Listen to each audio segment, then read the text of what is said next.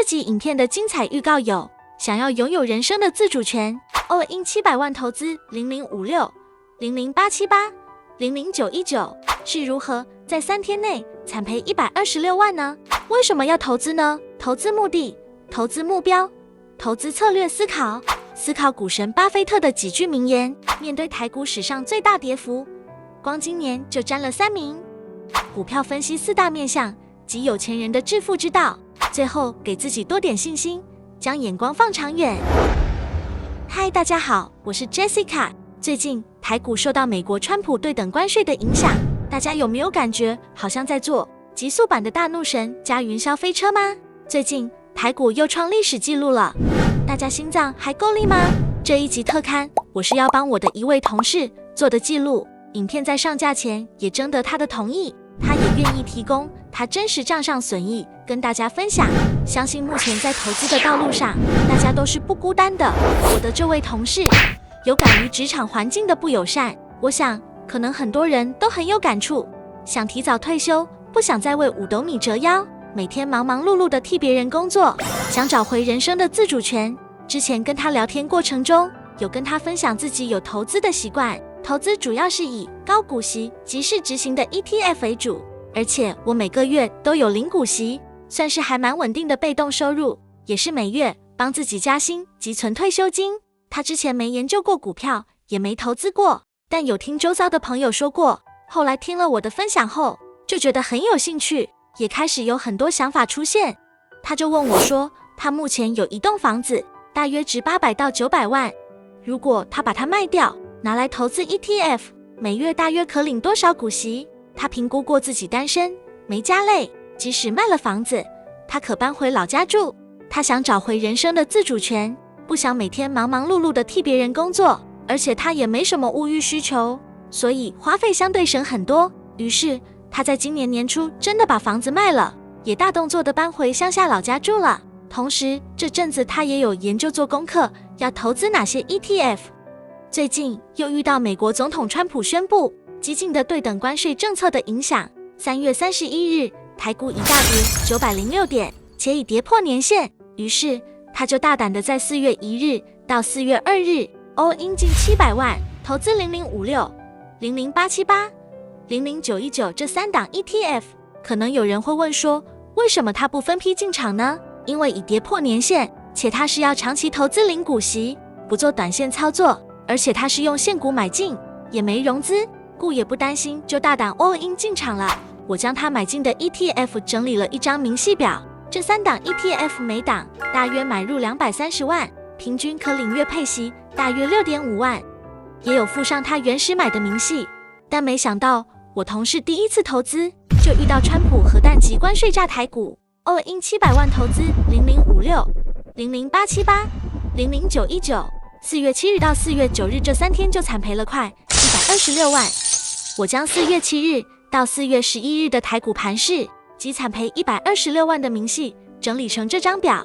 4月7日台股发生史上最大惨案，全面崩盘，盘面几乎全面跌停，加权指数呈现 L 型躺平，失守2万点大关，指数下跌2065点，创下台股史上最大跌幅。我同事账面损失为 72.5 万。4月8日我同事账面损失 90.7 万。4月9日国安基金进场护盘，但也不敌融资断头压力，失守18000大关，我同事账面损失快达126万，超想哭的，开始怀疑人生了。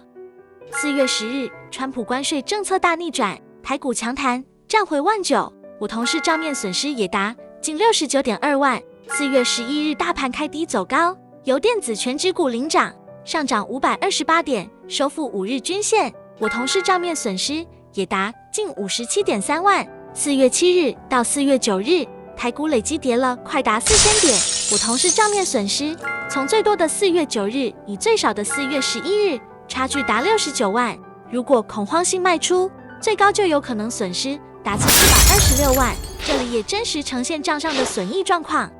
思考一下，你投资目的是什么？为什么要投资呢？他投资的主要目的是想要 FIRE Financial Independence Retire Early 财务独立，提早退休，不想被工作绑架，拿回人生自主权。为什么不放定存呢？现在定存大约1%到3%左右，若把钱放银行定存，钱会被通膨吃掉，所以才会起心动念想要投资 ETF。 再来是思考你的投资想要达到什么目标。他投资的目标是透过投资高股息的 ETF， 让他拥有稳定的现金流，每月现金流达5万元以上，就能达到自己想要的目标。最后是设定自己的投资策略，于是他将700万投资这3档目前最夯、规模够大且配息相对稳定的 ETF 0056、00878、00919，即可达到自己的目标。且4月初已跌破年线，算是甜甜价，所以就大胆 all in 进场。我自己的投资配置及策略是高股息 ETF 60%，市值型 ETF 20%，个股及弹性调整 20%， 每月相对低点持续买进 ETF， 并长期持有个股，以适时的短线操作及保留现金做弹性调整。目前台股史上6大跌点排行如下，光今年就沾了3名。